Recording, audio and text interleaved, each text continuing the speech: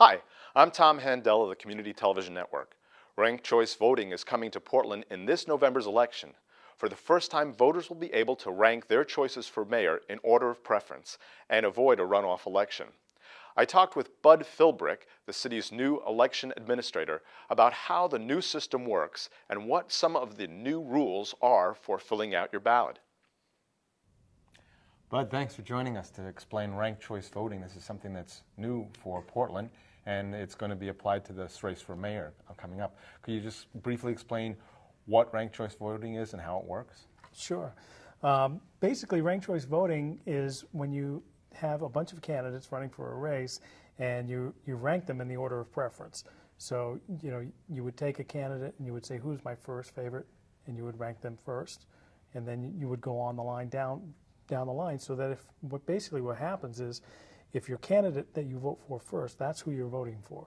But if they receive the least amount of votes in a runoff, then they get eliminated. Your vote would then be assigned to your second place vote, and so forth and so on down the line. And this basically allows you to vote for multiple candidates in case your favorite candidate, is no longer in the race. But if you vote for your first choice for a candidate is a candidate that gets more than 50% of the vote, they automatically win. That's correct. In the first round, or in the initial count, when we're counting first place votes, if one candidate gets 50% plus one, which is a majority of the votes cast, then they're going to be the winner, just like in any other race. Okay. It's only when that does not happen that we have instant runoff voting. Now, this is for the mayor's race. How does it affect the other city council races and the other ones like that?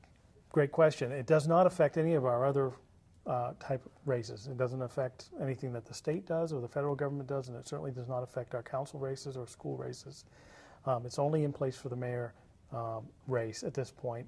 It is something that the Charter Commission approved when they approved the mayor position, and they specifically wanted to use this type of voting for that office. If you rank somebody second or third, does that hurt your first place candidate in any way? No, it doesn't affect them at all, because your first place candidate is going to be the one that has your vote as long as they're in the race. So the only way for any other candidate to get your vote is for your first place candidate to be eliminated. Now, is there any advantage to not voting at all for any candidate, or is it better to rank them all? Well, it comes down to personal choice. I think what most people say is that you should rank the candidates in order of preference until you have no preference.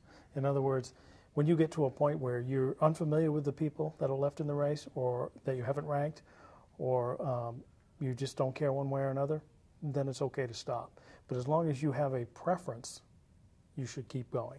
No, if I really feel strongly about a candidate, does it do me any good to rank them first all the way across, or to just rank them right across all this? Right. Well, other than showing your allegiance to that voter, basically it doesn't do anything proactive for you, because you can only assign your vote to one person at one time. So when you rank that person first, that vote is going to stay with that person as long as they're in the race. And if they're out of the race, then it doesn't matter if you rank them second, third, fourth, fifth, or sixth, because they're already eliminated. Well, what happens if somebody gives two rankings to the same candidate? That is one thing that you really can't do. It's basically called an overvote, and under Maine state law, when you overvote in any race, whether it's a plurality vote or it's a ranked choice vote, that voids your ballot. So that is one thing that we want folks to know that you really can't do. You can't rank the same candidate in the same, more than one candidate, excuse me, in the same round. What if you skip a ranking? Yeah. That is fine. If you for whatever reason want to skip a ranking, you can do that. But in essence, what that does is, say if you vote for candidate A in the first round, and then you vote for no one in the second round, and you vote for candidate B in the third round, in essence, you voted for candidate B as your second choice, because everything gets moved up. How does this change the way people campaign for a race, since they're going to be ranked against other candidates, and they might want to draw the votes from a candidate that they're opposing? Sure.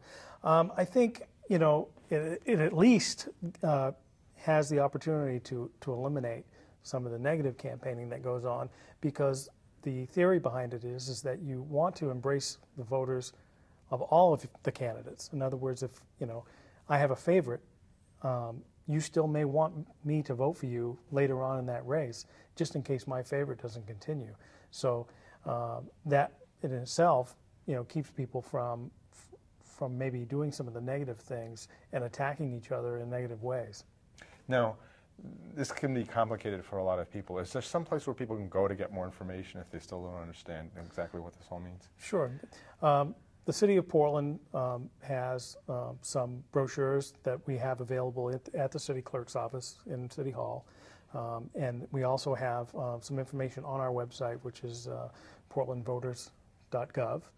And you can go there as well, or you can call the clerk's office, and we have a couple of different numbers, 756-8102 or 874-8677. Great. Well, thanks for joining us, and good luck with this. You're new in this job and new with this system of voting, so I hope it goes well. Thanks a lot. Thanks.